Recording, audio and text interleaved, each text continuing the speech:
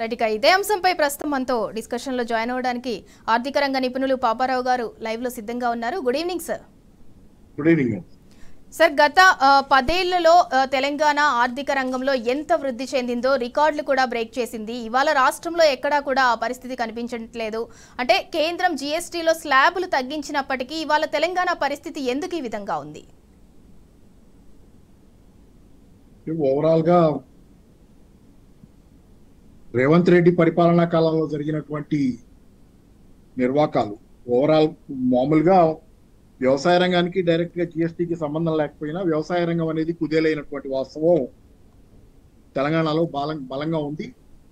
అది ఆటోమేటిక్ గా ఏంటంటే మనకి డైరెక్ట్ ట్యాక్సెస్ రూపంలో వ్యవసాయం నుంచి రాకపోయినా జిఎస్టీ రూపంలో మనకి వ్యవసాయదారులు పెట్టే ఖర్చుల మీద వచ్చే డబ్బు జిఎస్టీ రూపంలో వస్తుంది. కాబట్టి ఆ మేరకు తెలంగాణలో చాలా మేరకు ప్రభుత్వం ఆదాయాన్ని కోల్పోతున్నటువంటి పరిస్థితి. వ్యవసాయ రంగంలో ఈరోజు గ్రామీణ ప్రాంతాల్లో తీవ్రమైనటువంటి నిరాశ నిస్పృహలు, ఏమాత్రం పరిస్థితి బాగాలేనటువంటి వాస్తవం ఉంది. రెండోది ఏంటంటే తెలంగాణ నగర ప్రాంతాలు, ముఖ్యంగా హైదరాబాద్ లాంటి నగరాల్లో రియల్ ఎస్టేట్ పతనం అనేది ఇక్కడ చాలా వరకు ఈరోజు ప్రజలు చాలా తీవ్రంగా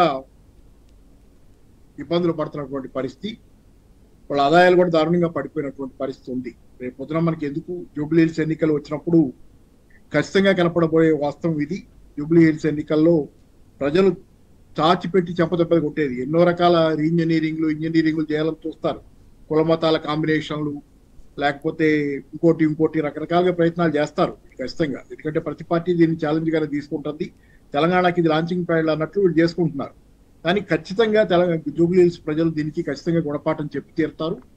సరే, అది ఒకటి. రెండోది ఏంటంటే అసలు మామూలుగా కేసీఆర్ గారి హయాంలో జరిగింది ఏంటో మీరు డేటా కనుక చూస్తే 2014-17 కాలం, అంటే జిఎస్టీ రాక ముందు కాలం, వ్యాట్ ఉన్న కాలంలో, ఆ కాలం నుంచి 2022-23 దాకా, అంటే జిఎస్టీ వచ్చిన కాలం దాకా, అంటే ఓవరాల్ గా ఏంటంటే తెలంగాణ వచ్చిన 10 ఏళ్ల కాలంలో కొంతకాలం పాటు వ్యాట్ ఉంది. ఆ తర్వాత 2017 జూలై 1 నుంచి జిఎస్టీ వచ్చింది. ఈ కాలం మొత్తం మీద తెలంగాణ ప్రభుత్వం తాలూకు ట్యాక్స్ రెవెన్యూ 29,288 కోట్ల రూపాయల నుంచి 1,06,949 కోట్ల రూపాయలకు పెరిగింది. అంటే సుమారుగా 3-4 రెట్లు తెలంగాణ ప్రభుత్వ ఆదాయం తెలంగాణ వచ్చిన తర్వాత 2022-23 కాలం దాకా చూస్తే అట్లా పెరిగింది. అయితే ఇక్కడ మీరు గమనించాల్సింది ఏంటంటే ఇది యావరేజ్ గ్రోత్ రేట్ ఎంత, సంవత్సరానికి యావరేజ్ గ్రోత్ రేటు అది వ్యాట్ రూపంలో ఉండనివ్వండి, తర్వాత జిఎస్టీ రానివ్వండి, యావరేజ్ గ్రోత్ రేట్ తెలంగాణలో దీని మీద 18.3% తెలంగాణ దేశంలో రికార్డు స్థాయిలో 18.3% ఓవరాల్ గా ట్యాక్స్ ఆదాయం గ్రోత్ రేట్ ఉంది. ఇది 2014 కాలంలో ఇది దేశం యావరేజ్ కంటే, సగటు కంటే కూడా ఎక్కువ. ఈరోజు దేశంలో లోయెస్ట్ లెవెల్ కి రేవంత్ రెడ్డి అధికారంలోకి వచ్చిన తర్వాత ఇవాళ -5% పడిపోవటం. దేశంలో జాతీయ సగటు కంటే ఎక్కువ స్థాయిలో తెలంగాణలో, ఒక రకంగా చెప్పాలంటే తెలంగాణలో ఆ రోజు రికార్డు స్థాయిలో, దేశవ్యాప్తంగా ఎక్కడ లేని స్థాయిలో పన్ను ఆదాయం పెరుగుదల అనేది ఉంది. 2014 నుంచి తీసుకుందాం, ఎందుకంటే 2017లో వచ్చింది జిఎస్టీ. 2014 నుంచి తీసుకుని 2022-23 దాకా తీసుకుంటే రికార్డు స్థాయిలో తెలంగాణలో వ్యాట్ కానీ జిఎస్టీ కానీ 18.3% యావరేజ్ తీసుకునే సంవత్సరానికి. అది రేవంత్ రెడ్డి అధికారంలోకి వచ్చిన తర్వాత చూసుకునేటట్లయితే మీకు సగటున కనపడేది ఈరోజు -5%. సరే, 2014 ఏప్రిల్ 2024 ఏప్రిల్లో ఏదో రికార్డు స్థాయిలో మళ్ళీ ఓవరాల్ రికార్డు ఏదో ఉంది. అయితే అదేంటంటే లేదా అప్పటికి ఏప్రిల్ తర్వాత ఈయన శాఖ మొదలైంది, రేవంత్ రెడ్డి గారి ఎఫెక్ట్ అంతా మొదలైంది. ఆ తర్వాత 2023 డిసెంబర్లో అధికారంలోకి వచ్చాడు. 2023-24 ఏప్రిల్ ప్రాంతంలో పార్లమెంట్ ఎన్నికలు ఉంటాయి. అప్పటిదాకా కాస్త ఓపిక పట్టినటువంటి తీరు ఉంది. ఆ తర్వాత ఈయన పూర్తిగా చూపించినటువంటి విశృంఖలత్వం దృష్ట్యా తెలంగాణలో జిఎస్టీ ఆదాయం భారీగా పడిపోతా వచ్చింది. ప్రజల కొనుగోలు శక్తి పడిపోవటం. అదే కాకుండా మీకు ఈ మధ్యకాలంలో వచ్చిన డేటాలు చూసుకుంటే ఇన్ఫ్లేషన్ డేటా కూడా మైనస్లోకి వెళ్ళటం, డిఫ్లేషన్, ప్రతి ద్రవ్యోల్బణంగా తెలంగాణలో ద్రవ్యోల్బణం పడిపోవటం కూడా ప్రజల కొనుగోలు శక్తి పడిపోవటానికి ఇంకో నాణ్యానికి బొమ్మ బొరుసులాగా జిఎస్టీ కలెక్షన్ అనేది బాగుంటే కనుక అక్కడ ప్రజల ఆదాయాలు బాగున్నాయి, కొనుగోళ్లు బాగున్నాయని.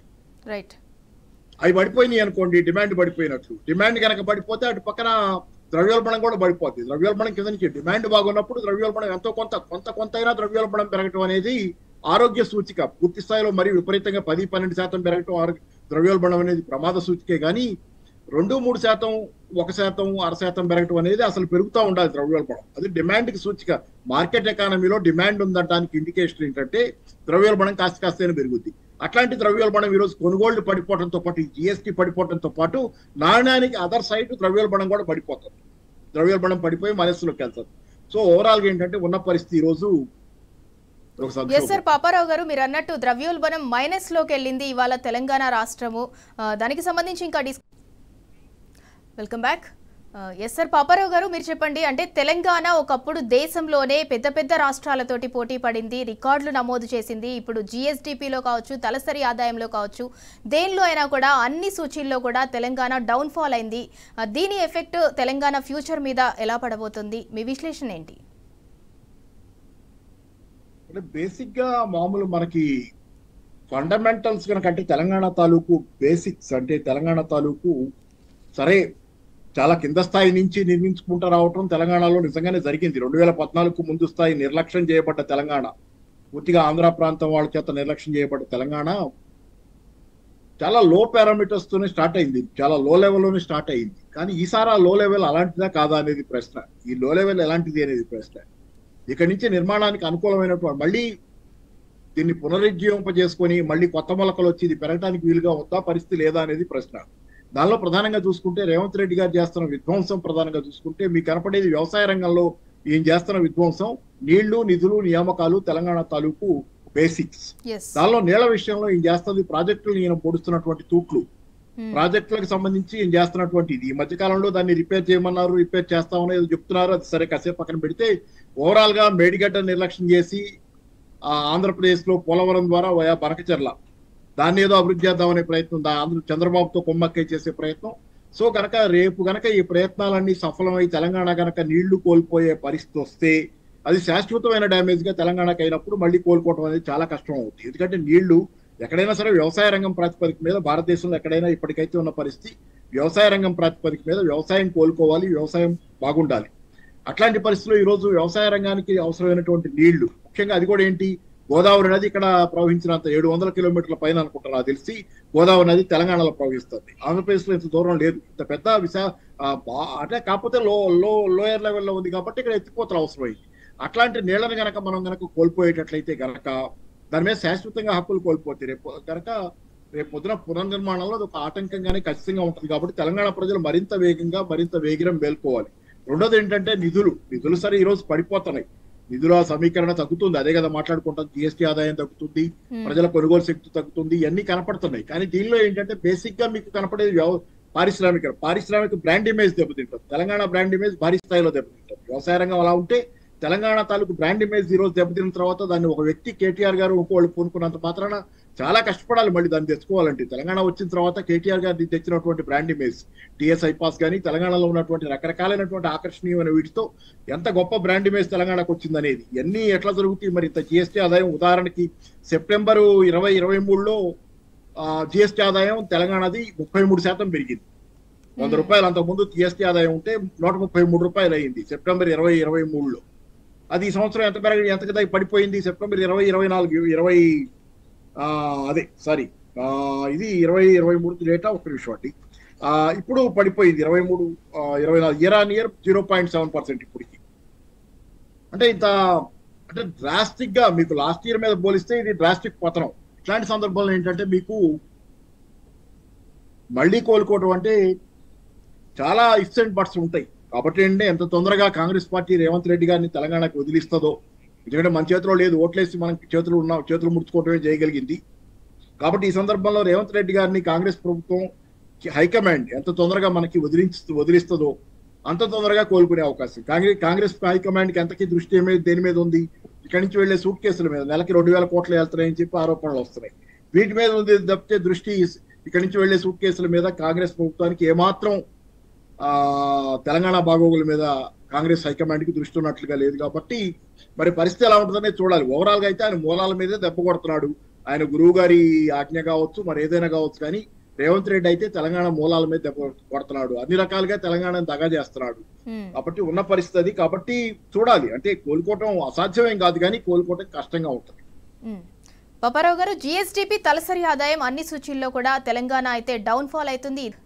పాపారావు గారు, జనరల్గా మనం మాట్లాడుకున్నట్లయితే అంటే ప్రాపర్ ఒక ఫ్యామిలీ విషయానికి వస్తే వాళ్ళకి ప్రాపర్ ఇన్కమ్ ఉంటే వాళ్ళ అవసరాల రీత్యా లేదంటే వాళ్ళ లగ్జరీ లైఫ్ కోసమో కొనుగోలు శక్తి అనేది పెరుగుతుంది. వాళ్ళకి కావాల్సిన వెహికల్స్ కావచ్చు, ఇంకేదైనా వస్తువులు వాళ్ళు ప్రాపర్గా కొనుక్కుందాము అని ప్లాన్ చేస్తారు.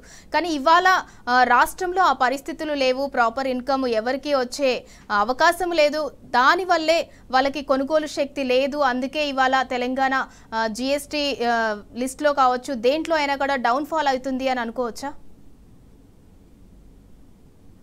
లగ్జరీ ఐటమ్స్ దాకా ఎక్కడుందమ్మా తెలంగాణలో? అది ఆ స్థాయికి గతంలో చేరింది కొంతవరకు గ్రామీణ ప్రాంతాల్లో కానీ. ఎందుకంటే గ్రామీణ ప్రాంతాలే ప్రధానంగా ఎక్కువ మంది జనాభా ఉన్న ప్రాంతాలు ఇప్పటికీ భారతదేశంలో. అలాంటి చోట గ్రామీణ ప్రాంతాల్లో కానీ దేనిలోనైనా లగ్జరీ ఐటమ్స్ స్థాయికి ఎదుగుదల రావటం మొదలైన స్థాయిలోనే రేవంత్ రెడ్డి వచ్చి గండి కొట్టాడు. కాబట్టి ఇప్పుడు కనీస అవసరాలు తీరని స్థాయికి మళ్ళీ గ్రామీణ ప్రాంతాలు రావబట్టే ఈరోజు అప్పుల పాలవుతున్న తెలంగాణ రైతాంగం మళ్ళీ ఆత్మహత్యల పరిస్థితి మళ్ళీ తిరిగి పునరావృతం అవుతున్న దానిలో అందులో కూడా అంతర్జాతీయ సంక్షోభం వాతావరణం ఏర్పడుతుంది. అంటే అట్లీస్ట్ వాళ్ళ అవసరాల రీత్యా ఏమేమి కావాలో అవి కొనలేని పరిస్థితి ఏర్పడింది కదా సార్. ఇవాళ మిడిల్ క్లాస్ కావచ్చు, లోయర్ మిడిల్ క్లాస్ కావచ్చు, ప్రతి ఒక్కరికి వాళ్ళ రాష్ట్రంలో అదే పరిస్థితి ఏర్పడింది కదా. అదే అంటుంది ఏంటంటే తెలంగాణలో కనీస అవసరాలు కూడా తీరని స్థితి చాలా మందికి. అదే మరి ఆత్మహత్యలు ఎందుకు జరుగుతాయమ్మా? బతకడానికి ఏదో దారి ఉన్నప్పుడు బతకడానికే ప్రయత్నిస్తాడు మనిషి.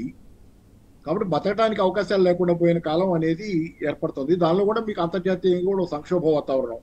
దానిలో జనరల్ గానే ఇప్పుడు ఈ పిల్లల్ని చదివించుకునేటప్పుడు వీటిలో పొలాలు అమ్మి చదివించుకుంటున్నారు చాలా మంది. గతంలో లాగా వ్యవసాయం మీదే ఆధారపట్టాల, పొలం అమ్మైనా పిల్లల చేత ఉద్యోగం చేయించుకోవాలనుకుంటున్నారు. దానిలో కూడా ఇప్పుడు అమెరికా పోయే అవకాశాలు, ఇంజనీరింగ్ అన్ని తగ్గిపోతున్నాయి. ఇంజనీరింగ్ పిల్లలంతా ఇబ్బందుల్లో, వాళ్ళు అమెరికా పోయే పరిస్థితి లేదు, అమెరికా పోయే ఆశలు లేవు. పొలం అమ్మి చదివించిన వాళ్ళు, అంత కష్టపడి అప్పులు చేసి చదివించిన వాళ్ళు ఇప్పుడు ఆ ఇబ్బందులకు ఉన్నాయి కదా. దానికి తోడు అంటే వ్యవసాయం బాగుంటే కనుక ఇవన్నీ కొంతవరకైనా అధిగమించబడిగలిగాయి, కొంత దాన్ని చేసిగలిగేది. కానీ ఏ రకంగానూ బాగలేని వాతావరణం పరిస్థితులు, అంతర్జాతీయంగా కమ్ముకొస్తున్న మేఘాలు, మాంద్యం, మందగమనం, లేకపోతే క్రైసిస్ తాలూకు మేఘాలు. రెండో పక్కన తెలంగాణలో ఇట్లాంటి తెలంగాణ ప్రభుత్వం ఇదే పరిస్థితిలో మళ్ళీ ఇలాంటి ప్రభుత్వం తెలంగాణలో ఇవన్నీ ఒక భయంకరమైన వాతావరణం తెలంగాణలో తెచ్చి పెడుతున్నాయి అనేది మాత్రం నిజం. చాలా రాష్ట్రాల్లో సమస్యలు ఉన్నాయి. కానీ ఏంటంటే కనీసం కొన్ని రాష్ట్రాల్లోనైనా ప్రభుత్వాలు బాగుండటం వల్ల ప్రజలు కొంత సమస్యలు తట్టుకోగలిగే విధంగా ఉన్న వాతావరణం. కానీ తెలంగాణలో ఏంటంటే ఈరోజు యువర్ ఎక్స్పోజ్ టు ఎవ్రీథింగ్. అంటే ప్రతి దాడికి మిమ్మల్ని ఆంధ్ర పాలకుల దాడికి, చంద్రబాబు దాడికి మీరు ఏం చేయదలుచుకుంటే అక్కడ Telangana is free for all. అది ముఖ్యంగా చంద్రబాబుకి, ఆయన దళానికి. ఈ రోజు ఆంధ్రప్రదేశ్ తెలంగాణ పూర్తిగా ఓపెన్ చేసి పెట్టేసి వాళ్ళు పరిపాలిస్తుంది. చాలా మంది బయట అనుకునేది మామూలు జనాలు కూడా ఎక్కింది ఏంటంటే పరిపాలిస్తుంది చంద్రబాబు గాని రేవంత్ రెడ్డి కాదు అనే పరిస్థితి వచ్చేసింది. అంటే సార్ అన్ని సూచీల్లో తెలంగాణ ఇవాళ డౌన్ ఫాల్ అవుతుంటే, అంటే గత ప్రభుత్వ హయాంలో ఉన్న పెట్టుబడులు ఏవైతే ఉన్నాయో అవి కొన్ని వెనక్కి వెళ్ళిపోయాయి. ఇప్పుడు కొత్త పెట్టుబడులు రాకపోగా కూడా అంటే ప్రజల కొనుగోలు శక్తి తగ్గిపోయింది, తలసరి ఆదాయం తగ్గిపోయింది, ఇట్లా జిఎస్టిపి అంటే అన్నిట్లో కూడా తెలంగాణ వెనుకబడుతుంటే ఇదే పరంపర ఇంకా కంటిన్యూ అయితే గనుక తెలంగాణ భవితవ్యం ఏ విధంగా ఉండబోతుంది? డిఫికల్టీ నేను చెప్పినట్టుగా డిఫికల్ట్ అనేది ఉంటుంది. భవితవ్యం అంటే మళ్ళీ పునర్నిర్మాణం. ఎక్కడైతే తెలంగాణ వచ్చిన నాడున్న పరిస్థితి కంటే కూడా అంటే ఆ రోజు కనీసం ఏంటంటే నీటి పంపిణీ విషయంలో ఇంకా పంపిణీ జరగలేదు, తెలంగాణకు అన్యాయం జరుగుతుంది. కానీ నీటి పంపిణీలా గోదావరి ట్రిబ్యునల్ కానీ పంపిణీలు ఏం జరగని వాతావరణం అట్లా ఉంది ఒక వాతావరణం. దాని నుంచి తెలంగాణలో కేసీఆర్ గారు అధికారంలోకి వచ్చిన తర్వాత చాలా వరకు పరిస్థితిని చేతిలోకి తీసుకొని కాళేశ్వరం కట్టడం దగ్గర నుంచి తెలంగాణలో జలవనరులు అభివృద్ధి చేయటం, దాంతోపాటు తెలంగాణలో దానికి తార్కాణం తెలంగాణలో నీళ్లు లేవు, కాళేశ్వరం నుంచి నీళ్లు ఎక్కడ వచ్చినాయి అంటున్నారు. దాని మీద చాలా మంది ఆంధ్రాలో ఉన్నటువంటి జర్నలిస్టులు కూడా మాట్లాడుతున్నారు. ఇప్పుడు వీడియోలు చిన్న వీడియో బయటలో పెడుతున్నారు.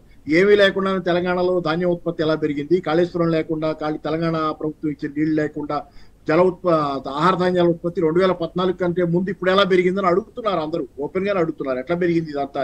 కాబట్టి ఏంటి తెలంగాణలో ధాన్యం ఉత్పత్తి పెరిగిందన్నా, వ్యవసాయం బాగుందన్నా కేసీఆర్ గారి కృషే కారణం.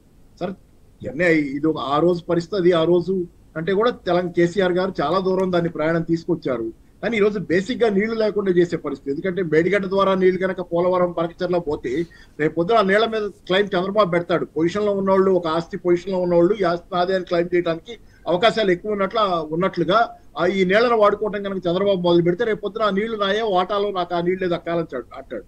కాబట్టి ఈ పరిస్థితి ఉంది కాబట్టి ఖచ్చితంగా తెలంగాణకి పరిస్థితి కొంచెం డిఫికల్ట్ గానే ఉంటది రేపు పొద్దున. కాకపోతే ఏంటంటే ఆశారేఖ ఖచ్చితంగా ఉన్నటువంటి ప్రభుత్వం బీఆర్ఎస్ ప్రభుత్వం, గతంలో ఉన్నటువంటి బీఆర్ఎస్ ప్రభుత్వం ఖచ్చితంగా దానికోసం పోరాడగలదనే ఒక ఆశ. అది కూడా ఏంటంటే ఈ ప్రభుత్వం చేసే డ్యామేజ్ తొందరగా కంట్రోల్ చేయగలిగితే. కాంగ్రెస్ చేతిలో ఉంది. నేను మళ్ళీ చెప్పేది ఒకటే, కాంగ్రెస్ హైకమాండ్ కనుక తొందరగా మేల్కోకపోతే శాశ్వతంగా తెలంగాణని కోల్పోద్ది. కేవలం ధనాలు డబ్బు సప్లై చేసే పైప్ లైన్ గా దీన్ని చూస్తే కనుక ఇక్కడి నుంచి డబ్బులు వస్తున్నాయి, మేము ఇతర రాష్ట్రాల్లో పోటీ చేస్తున్నాం అనుకుంటే గెలిచిన రాష్ట్రాలు పోతుంటాయి, కొత్తగా ఇంకేమైనా రాష్ట్రం గెలుచుకున్నా బ్యాలెన్స్ అయిపోద్ది. ఇంత తప్పితే వీళ్ళు చేయగలిగింది ఏమీ లేదు. కాబట్టి ఇక్కడి నుంచి డబ్బులు తీసుకెళ్లి ఎక్కడో గెలుస్తున్నాం అనుకుంటున్నారు, ఇది పోతుంది శాశ్వతంగా. కాబట్టి ఈ మాత్రం దాన్ని కళ్ళు తెరవకపోతే వాళ్ళకి తెలిసే నిద్రపోతున్నారు, దొంగ నిద్రపోతున్నారు. ఎందుకంటే డబ్బులు వస్తే కళ్ళు కనపడతల్లా. మామూలు అప్పుడేమో రేవంత్ రెడ్డి మీద గుస్సా, రాహుల్ గాంధీ వీళ్ళిద్దరికి ఈయన్ని కలవట్లేదు ఢిల్లీలో అంటే ఇవన్నీ చెబుతారు, నిజమే కావచ్చు. మరి అంత గుస్సాగా ఉంటే డబ్బులు వచ్చినప్పుడు ఎందుకు కనపడతల్లా ఇదంతా?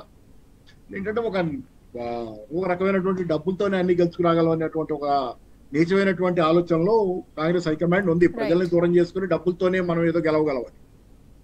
రైట్, డిస్కషన్ లో జాయిన్ అయినందుకు పాపారావు గారు థ్యాంక్ యూ సో మచ్. ఇక మొత్తానికి కేసీఆర్ పాలనలో అగ్రస్థానం కోసం పోటీ పడిన తెలంగాణ అయితే మాత్రం ఇప్పుడు 2025 సంవత్సరానికి గాను సెప్టెంబర్లో జీఎస్టీ వసూళ్ల వృద్ధి రేటులో తెలంగాణ అయితే వెనుకబడింది. ఇదే పరంపర తెలంగాణకు కంటిన్యూ అయితే మాత్రం తెలంగాణకు తీరని నష్టం వాటిల్లనుందని ఆర్థిక రంగ నిపుణులు అయితే హెచ్చరిస్తున్నారు. ఇది వాల్టి బరాబర్ అడుగుదాం. Stay tune.